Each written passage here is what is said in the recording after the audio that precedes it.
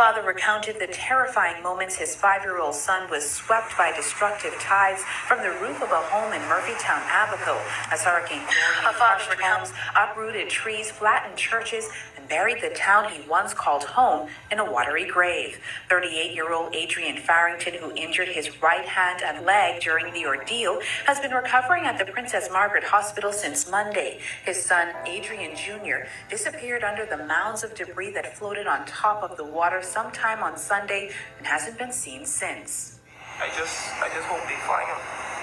I just hope they find him. Because a 5-year-old in that kind of search, they don't stand much a chance. Farrington said his family, including his wife and their 2 children, were forced to go into the catastrophic conditions after their home had become compromised. They sought refuge in a nearby home, but soon had to abandon that as well. We had to exit that house, and we went to higher ground to a different house, which had a manhole. Take my wife, take her son and my son. I put them up inside the manhole. We were safe there for a while till the water started to enter the manhole. He said after he and his family abandoned a 3rd home, a piece of debris sparred his leg, hampering an already chaotic and tedious journey. As his leg bled and he struggled to stay afloat, his son held tightly onto his back. Farrington said he saw a truly horrific sight.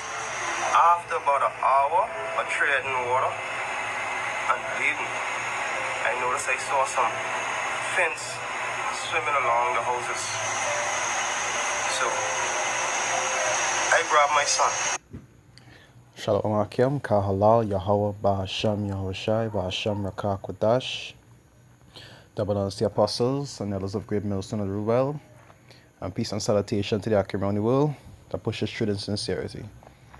You know, if you really look at just the things that he said so far, it will show you how terrible that situation that was. All these things are sure that the Lord is not somebody to play with. First, he started off being downstairs. Then he had to go into a manhole. After he went into the manhole, you understand, then he got a cut on his foot.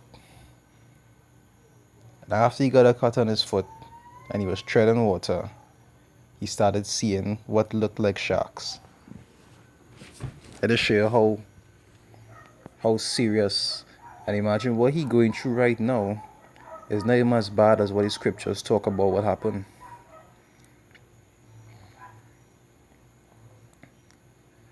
Is, what's the 5, something around 17, 18? Right, 18. Hosea 5 verse 18. It say, woe unto you that desire the day of the Lord. It said, to what end is it to you? It said, the day of the Lord is darkness and not light. And that darkness refers to like some real tough times. You understand? And so just saying the word tough is putting it lightly. Mass destruction. You understand? The things that even look a little bad across in the Bahamas is nothing compared to what actually going to happen. They just get a little taste. You understand? It says, if a man did flee from a lion and a bear met him, or went into the house and leaned his hand on the wall and a serpent bit him. And that is a similar situation what happened to this guy. You'll see everything he do to try to evade problems and next one come up. You understand? He cut his foot all just so. He was trying to tread water to go somewhere else. Looked like sharks started following him. And I think I'd have one after. I put him on top of the roof. But before I could have sit on the roof to hold him, the gust from the hurricane dragged him across the roof, back into the search on the next side. By the time I come down, try to move debris and get back around, I come on down and I couldn't see. So I was like feeling, see if I could feel some kind of cloth, some kind of claws, some kind of skin, flesh, tennis, something. I ain't find nothing. Come back up. I hold my breath and I come back down again. All this time, people carrying my wife to safety and they calling me. But I won't go because I didn't want to leave my son. looking for him. I keep looking for him.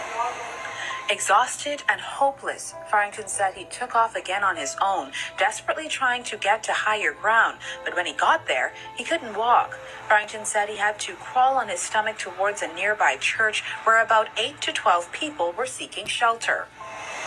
So you see, after they will deal with the sharks, and he put each other put his son to safety, the wind blow he away. You understand? He lean on the house and the serpent bite him. No matter what he try to do to escape it, you can't escape the destruction of the Lord when you're marked by that angel for destruction. The church was moving like when you put cloth on the line on a breezy day. So after I noticed the wall was shaking so much, I moved from a seated position to a standing position with the entrance of the door right there. And when I feel the wall pushing me, all I do is I hold on the wall and I get in the entrance of the door. And everybody else who's inside, they run to try to hold the wall. And I watch the wall and the roof crush everybody inside the church. There's a guy, I could have seen him. I tap on him, I asked him if he's okay. I ain't getting a response. I didn't want to stay there, so I creeped from there. Farrington said he also watched as a man seemed to give up on life after the cries from his family who had been trapped inside a water-filled home dried up. But he said it's the last memory of his son that keeps him up at night. I still remember him reaching for me, calling me, Daddy. I just hope. I know this story reminds me of something that happened in Job. Right, if I can find that.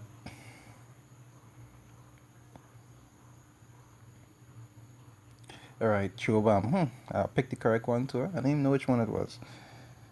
Say Job 1:18, right?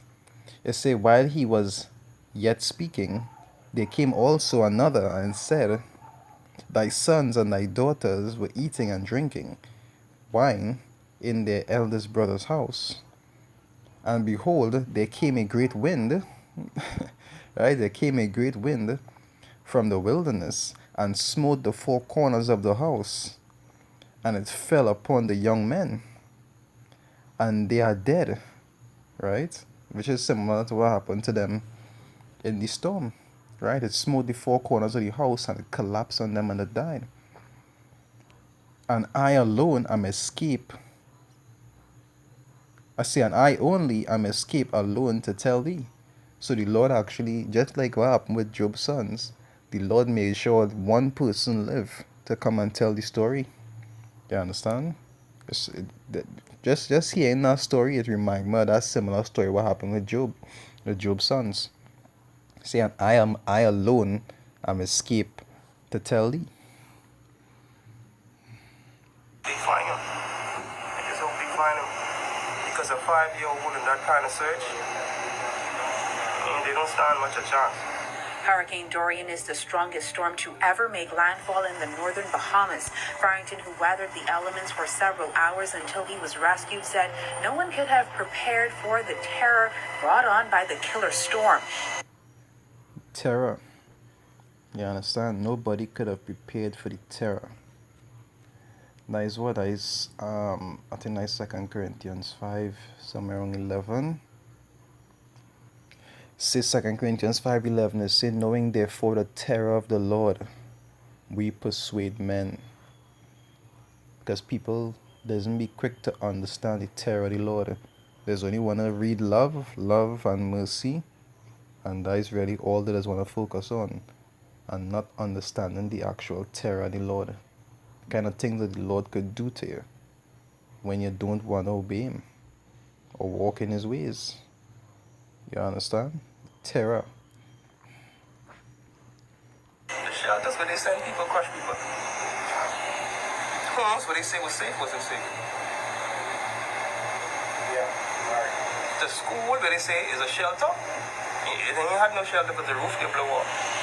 What the surge didn't destroy, the winds destroy. And see what the surge didn't destroy, the winds destroyed. You understand? And the Lord preserved them to be able to tell the story.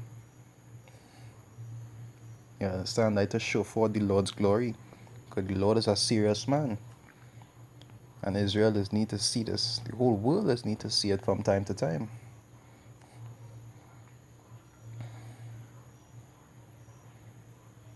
See these Hebrews 10 verse 31. It say it is a fearful thing to fall into the hands of the living power. And that is what's starting to happen to all these places. You're starting to see places that never even used to have destruction starting to see destruction. You're starting to see earthquakes on a rapid scale. You're starting to see mass killings all over the world. If it's not killings, it's uprisings, it's some kind of problem. Because the Lord manifesting, his power in this place. And just building up the time where he coming, when he's sending his son to destroy everything. To salvage the elect and to destroy the 2/3 of Israel.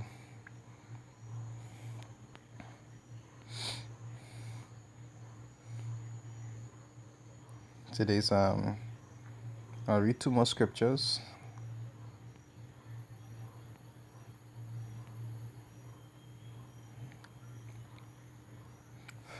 Today's Ezekiel 9. I'll start from 4.